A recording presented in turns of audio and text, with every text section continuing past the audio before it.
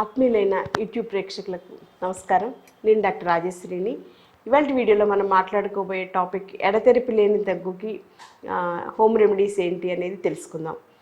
సాధారణంగా దగ్గు అనేది మెయిన్గా ఈ లంగ్స్ నుంచి వచ్చేటువంటి రిఫ్లెక్టివ్ మెథడ్ కాబట్టి మనకి ఈ గొంతులో కానీ నోటి దగ్గర నుంచి ఈ ప్రదేశంలో ఎక్కడ ఫ్లమ్ ఉన్నా కూడా అది బయటికి పంపించడానికి శరీరం ఆటోమేటిక్గా దగ్గు రూపంలో ఫ్లమ్ని బయటికి పంపించడానికి ప్రయత్నం చేస్తుంది. కానీ దానివల్ల మన డైలీ రొటీన్ కానీ ఆ దగ్గి చెస్ట్ పెయిన్ రావడం కానీ ఈ రకంగా చాలా ఇబ్బంది పడుతుంటాం. కాబట్టి మనం హోమ్ రెమెడీగా ఏం చేస్తే కొంచెం ఈ దగ్గు నుంచి బయటపడగలం అనేది ఇవాళ వీడియోలో తెలుసుకుందాం. జనరల్గా ఈ దగ్గు అనే దానికి వచ్చేసరికి ఒక 4-5 టైప్స్ ఆఫ్ కాఫ్ మనం జనరల్గా చూస్తూ ఉంటాం.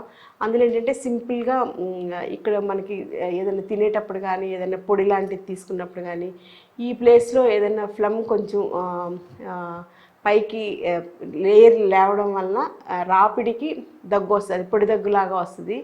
అది సెట్ అయ్యే వరకు దగ్గు అలా కంటిన్యూగా వస్తూనే ఉంటుంది అన్నమాట. సో అలాంటప్పుడు ఏం చేయాలంటే కొంచెం తేనె తీసుకుని తేనెని అలా గొంతులో కొంచెం ఒక 2-3 స్పూన్స్ 5 స్పూన్స్ అలా తేనె అలా పోస్తూనే నెమ్మదిగా చప్పరిస్తూ లోపలికి స్వాలో చేస్తుంటే ఆ తేనెలో ఉండేటువంటి మాయిశ్చర్ తర్వాత ఆ తేనెలో ఉండేటువంటి ల్యూబ్రికేటివ్ యాక్షన్ వలన హెవీనెస్ వలన తర్వాత తేనెకి లేఖన గుణం కూడా ఉంటుంది అనమాట, అంటే కట్ చేసే గుణం. సో అక్కడ ఆల్రెడీ ఫామ్ అయినటువంటి లేయర్ని కట్ చేసేసేయడం వలన ఆ ఫ్లమ్ తగ్గడం వల్ల మీకు తగ్గుతుంది అనమాట. సో కంటిన్యూగా మనం తేనె కలిపినటువంటి తేనెని కంటిన్యూగా ఒక 3-5 స్పూన్స్ తేనె అలా నెమ్మదిగా స్వాలో చేస్తూ ఉంటే, అంటే ఒకసారి మింగేయకూడదు, అలా నెమ్మదిగా స్వాలో చేస్తూ ఉంటే అక్కడ రేగినటువంటి ఆ పొర కూడా దాంతో కట్ ఆఫ్ అయిపోయి బయటికి వెళ్ళిపోతుంది అనమాట. సో ఆ రకంగా ఆ టైప్ ఆఫ్ కాఫ్ అంటే డ్రై కాఫ్ లాగా వస్తుంది. కంటిన్యూగా ఏదైనా తింటున్నప్పుడు పొలమారడం అంటాం కదా, అలా కానీ లేకపోతే ఏదైనా పొడి నోట్లో వేసుకున్నప్పుడు సున్నుండ లాంటివి తింటున్నప్పుడు ఆ పొర ఎక్కడో చిన్నది రేపుతుంది అనమాట. దానివల్ల వచ్చేటువంటి దగ్గుకి తేనె చాలా బాగా పనిచేస్తుంది. అది ఫస్ట్ మెథడ్ ఆఫ్ కాఫ్కి. సెకండ్ ఏంటంటే ఈ సైనజైటిస్ కానీ లేకపోతే గొంతులో ఫ్యారింజైటిస్ కానీ ఇలాంటి ప్రాబ్లమ్స్ ఉన్నప్పుడు కూడా దగ్గు రావడం అనేది న్యాచురల్గా ఉంటుంది. కొంతమంది కోల్డ్ తర్వాత ఆటోమేటిక్గా నెక్స్ట్ స్టెప్ కాఫ్ కింద మారుతుంది కదా. అంతే ఏంటంటే ఫ్లమ్ వలన ఎక్స్ట్రా అక్యూములేటెడ్ ఫ్లమ్ వలన అంటే కఫం శరీరం గొంతులో పేరుకుపోవడం వల్ల వచ్చినటువంటి కాఫ్కి ఈ రకమైనటువంటి దగ్గుకి హోమ్ రెమెడీస్ ఏంటనేది చూద్దాం. అదేంటంటే ప్రొద్దున్నే లేచిన వెంటనే గోరువెచ్చటి నీళ్ళు ఒక 3-4 గ్లాసెస్ కొంచెం తేనె కలిపి, అంటే 250 ml ఆఫ్ ల్యూక్వామ్ వాటర్లో ఒక 3 స్పూన్స్ తేనె కలుపుకుని తీసుకోవాలి. అంటే గోరువెచ్చటి నీళ్ళు ఒక గ్లాస్ నీళ్ళు తీసుకుని అందులో ఒక 3 స్పూన్స్ తేనె కలిపి తాగడం వల్ల ఆ ఫ్లమ్ అంతా కూడా డిజాల్వ్ అవుతుంది. కాబట్టి ఈ టైప్ ఆఫ్ కాఫ్ తగ్గడానికి మంచిది, బాగా పనిచేస్తుంది. సెకండ్ ఏంటంటే ఉదయం లేచిన వెంటనే తులసాకులతోటి మిరియాల పౌడర్తోటి టీ పెట్టుకుంటే అది కూడా బాగా ఈ ఫ్లమ్ తగ్గడానికి బాగా పనిచేస్తుంది. జస్ట్ ఒక 100 ml వాటర్ మనం మరిగించేసేసి అందులో కొంచెం తులసాకు కొంచెం మిరియాల పొడి వేసి మరిగించేసేసి ఆ టీ కనుక మీరు ప్రొద్దున్నే తీసుకుంటే చాలా బాగా పనిచేస్తుంది. అందులో ప్రత్యేకించి బెల్లం కలపక్కర్లేదు, తేనె కలపక్కర్లేదు, అలా డైరెక్ట్గానే తీసుకోవచ్చు. లేదు కావాలనుకుంటే కొంచెం బెల్లం, ఆర్గానిక్ బెల్లం వేసుకుని తీసుకోవడం వల్ల డెఫినెట్గా అది కూడా చాలా బాగా పనిచేస్తుంది. సో ఈ సింపుల్ రెమెడీస్ ఇక్కడ సైనజైటిస్ కానీ లారింజైటిస్ కానీ ఫ్యారింజైటిస్ వీటిలో ఉండేటువంటి ఫ్లమ్ వల్ల వచ్చినటువంటి కాఫ్కి అది బాగా పనిచేస్తుంది. థర్డ్ టైప్ ఏంటంటే ఆస్మా వల్ల వచ్చేటువంటి కాఫ్. సో ఆస్మాకి సివియర్ కాఫ్, తర్వాత బ్రెత్లెస్నెస్, తర్వాత ఊపిరి ఆడకపోవడం, తర్వాత ఎగశ్వాస డిస్నియా అనే ఎగ్జర్షన్ అంటే డిస్నియా ఆయాసం వచ్చేసినట్టుగా ఉండడం, తర్వాత పిల్లి కూతలు రావడం, ఇవన్నీ కూడా ఈ ఆస్మాటిక్ పేషెంట్స్లో చూస్తూ ఉంటాం అనమాట. సో అలాంటి వాళ్ళకి వచ్చే దగ్గుకి బెస్ట్ రెమెడీ ఏంటంటే ఆయుర్వేదిక్ మెడిసిన్స్, చాలా మంచి మెడిసిన్స్ ఉంటాయి. అందులో తాళీసాది వటకం అని చెప్పేసి కొన్ని ఫార్ములేషన్స్ కొన్ని కంపెనీస్ తయారు చేస్తాయి. సో తాళీసాది వటకం ఒక డబ్బా తీసుకుని ఎవ్రీ 1 అవర్కి ఫ్రీక్వెంట్గా ఇంత పౌడర్ తీసుకుని బుగ్గను పెట్టుకుని చప్పరిస్తూ ఉంటే అందులో ఔషధ గుణం వలన ఆ ఫ్లమ్ అంతా కూడా కట్ ఆఫ్ అయిపోయి ఎలా డిజాల్వ్ అయ్యి నెమ్మదిగా బయటకు వెళ్ళిపోతూ ఉంటుందన్నమాట. సో తాళీసాది వటకం చాలా బాగా పనిచేస్తుంది. దాంతోపాటుగా ఇంకా డాక్టర్ సలహా మీద భృంగరాజాసవ కానీ కనకాసవ కానీ ఇట్లా అదర్ మెడిసిన్స్ కూడా వాడుకుంటూ ఉంటే చాలా బాగా పనిచేస్తుంది.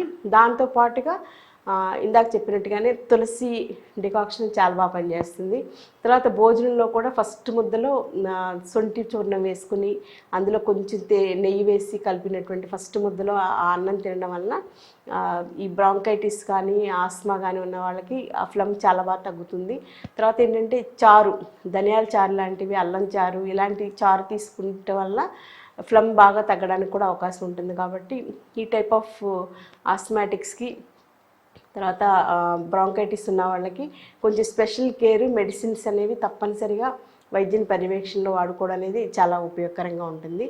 ఫోర్త్ టైప్ ఆఫ్ కాఫ్ ఏంటంటే ట్యూబర్క్లోసిస్, TB1 వచ్చిన ట్యూబర్క్లోసిస్ ఆఫ్ లంగ్స్, అంటే ఊపిరితిత్తుల్లో ట్యూబర్క్లోసిస్, రాజయక్ష్మ అంటాం ఆయుర్వేదంలో.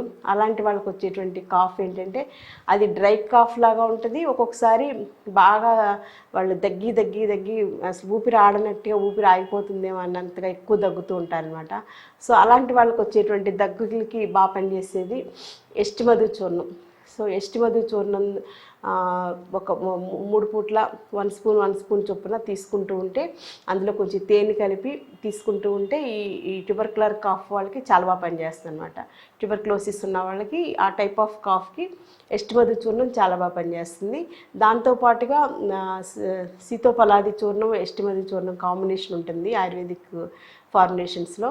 సో దాన్ని తీసుకోవడం, దాన్ని 3 పూట్ల 1 స్పూన్ లేదా నైట్ టైం కూడా పడుకోబోయే ముందు కాఫ్ ఉన్నవాళ్ళు ఈ తాళీసాది వటకం కానీ లేకపోతే సీతోపలాది చూర్ణం, ఎస్టిమధు చూర్ణం కాంబినేషన్స్ కానీ బెడ్ పక్కనే ఉంచుకొని దానిలో ఎప్పుడు మీకు ఇబ్బంది అనిపించినప్పుడు అందులో కొంచెం తేనె కలిపేసేసి అలా చప్పరిస్తూ ఉంటే వెంటనే మీకు ఆ ఫ్లమ్ అంతా తగ్గిపోతుంది. దానివల్ల దగ్గు కూడా తగ్గిపోతుంది అనమాట.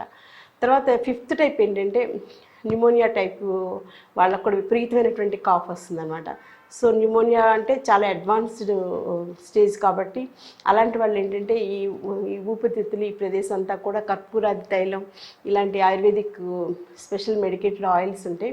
వాటితోటి ఈ మెడ ప్రాంతం, ఈ ముక్కు ప్రాంతం, తర్వాత ఈ ప్రదేశం అంటే కఫం ఎక్కువగా ఉండేటువంటి చెస్ట్ పార్ట్ ఇవన్నీ కూడా ఆయిల్ తోటి మసాజ్ చేసుకుని తర్వాత కొంచెం వేడి నీళ్ళలో ఉంచినటువంటి నాప్కిన్ని పిండేసేసి దాంతో కాపడం పెట్టుకోవడం వల్ల మీకు డెఫినెట్గా న్యూమోనియా కాఫ్ కూడా చాలా బాగా పనిచేస్తుంది. అంటే ఫ్లమ్ అంతా కూడా ఎలిమినేట్ అయిపోవాలి. మెయిన్ ఇది టార్గెట్ ఏంటంటే ఇక్కడ ఉన్నటువంటి ఫ్లమ్ అంతా కూడా లంగ్స్లో నుంచి బయటికి నెట్టేయడానికి శరీరం వర్క్ చేస్తుంది అనమాట.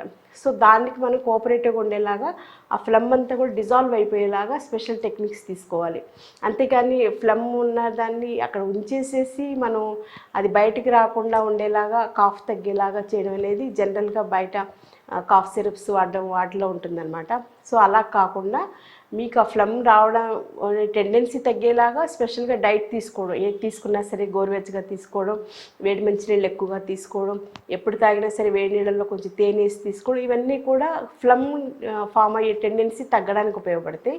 అలాగే ఇంకా లోపల ఉన్నటువంటి ఫ్లమ్ డిజాల్వ్ అయిపోయి బయటకు వెళ్ళిపోయేలాగా స్పెషల్ ఆయుర్వేదిక్ మెడిసిన్స్ ఇవన్నీ కూడా చాలా బాగా పనిచేస్తారంట. ముఖ్యంగా చ్యవన్ప్రాష్ మెడిసిన్స్, అందులో అబ్బరక భస్మ, ప్రవాళ భస్మ లాంటివి స్పెషల్గా అన్ని కలిపి చక్కగా రెగ్యులర్గా వాడుకుంటూ ఉంటే అసలు ఈ కాఫ్ అనేది అసలు పెద్ద ప్రాబ్లమే కాదు. సో లోపల ఉన్నటువంటి ఫ్లమ్ని తగ్గించుకోవడం అనేది మెయిన్గా ఆయుర్వేద చికిత్సా సూత్రం అనమాట. సో అది కరెక్ట్గా మనం ప్లాన్ చేసుకుంటే కనుక ఈ కాఫ్ అనేది శీతాకాలంలో వచ్చేటువంటి ఈ దగ్గు సమస్యలు, ముఖ్యంగా 5 రకాల ప్రాబ్లమ్స్ తోటి మనకి దగ్గు వస్తుంది కాబట్టి ఆ దగ్గుని ఎలా నివారించుకోవచ్చు అనేది మనం స్పెషల్గా కేర్ తీసుకోవచ్చు. ఇంకా సింపుల్ ఏంటంటే మీకు ఎప్పుడు వీలైతే అప్పుడు తులసాకులు నవ్వులుతూ ఉండండి, లేదా తమలపాకులు నవ్వులుతూ ఉండండి, లేదా తులసాకులు పౌడర్ చేసేసి ఒక డబ్బాలో ఉంచుకుని దానిలో కొంచెం ఎస్టిమధు చూర్ణం కలుపుకుని అవి రెండు కలిపి ఒక కాంబినేషన్లా ఒక డబ్బాలో వేసుకుని కొంచెం తేనె వేసుకుని రోజుకి ఒక 5-6 సార్లు అయినా ఏం పర్వాలేదు తీసుకోవచ్చు. మంచం ప్రక్కనే ఉంచుకుని నైట్ టైం అయినా సరే దానిలో కొంచెం తేనె కలిపేసేసి 1 స్పూన్ పౌడర్లో 1 స్పూన్ తేనె కలిపేసి పేస్ట్ లాగా చేసుకుని చప్పరించేస్తే ఫ్లమ్ అనేది కరిగిపోతుంది అనమాట. సో ఫ్లమ్ని కరిగించేసి శరీరంలో నుంచి బయటికి పంపించడం అనేది ఆయుర్వేదంలో చెప్పబడినటువంటి చికిత్సా విధానం. అలాగే దాన్ని ఇంకొంచెం స్పీడ్ చేసేలాగా ఆయుర్వేద పంచకర్మ చికిత్సలు ఉంటాయి. పంచకర్మ చికిత్సల్లో మీ శరీరంలో ఉన్నటువంటి ఫ్లమ్ అంతా కూడా బయటకు వెళ్ళిపోయేలాగా వమన చికిత్స, తర్వాత విరేచన కర్మ, తర్వాత నస్య కర్మ ఇలాంటివన్నీ తీసుకోవడం వలన ఇక్కడ అప్పర్ రెస్పిరేటరీ ట్రాక్ట్ ఈ ప్లేస్లో ఉన్నటువంటి ఫ్లమ్ అంతా కూడా డిజాల్వ్ అయిపోయి బయటకు వచ్చేసేలాగా చాలా బాగా పనిచేస్తాయి. దాంతోపాటుగా మీ ఇమ్యూనిటీ పెరిగేలాగా స్పెషల్ మెడికేషన్ అంటే చ్యవన్ప్రాష్ లాంటివి ఇలాంటివన్నీ కూడా వాడుకోవడం వలన ఈ ఫ్లమ్ అనేది అసలు ఏమాత్రం ప్రాబ్లం కాదు. ఎలాంటి ప్రాబ్లమ్స్ అయినా కాఫ్కి సంబంధించినటువంటి ఎలాంటి ప్రాబ్లమ్స్ అంటే న్యూమోనియా కావచ్చు, ఆస్మా కావచ్చు, బ్రాంకైటిస్ కావచ్చు, లేదా ట్యూబర్క్లోసిస్ ఆఫ్ లంగ్స్ కావచ్చు. సో ఇలాంటి ప్రాబ్లమ్స్ అయినా సరే ayurvedic medicines, ayurvedic diet plan, ayurvedic exercise plan, ముఖ్యంగా ప్రాణాయామాలు లాంటివన్నీ కరెక్ట్గా చేసుకోవడం, చివరిగా ఆయుర్వేద పంచకర్మ చికిత్సలతోటి ఈ కాఫ్ అనేది ఏమాత్రం సమస్య కాదు కాబట్టి తగ్గించుకోండి. లోపల ఫ్లమ్ అంతా కూడా బయటికి పంపించేసుకోవడం వలన ఇమ్యూనిటీ మీలో పెరిగేలాగా స్పెషల్ టెక్నిక్స్ కూడా ఉపయోగపడతాయి. కాబట్టి మరో మంచి వీడియోలో మళ్ళీ కలుసుకుందాం. Until then take care. Thank you.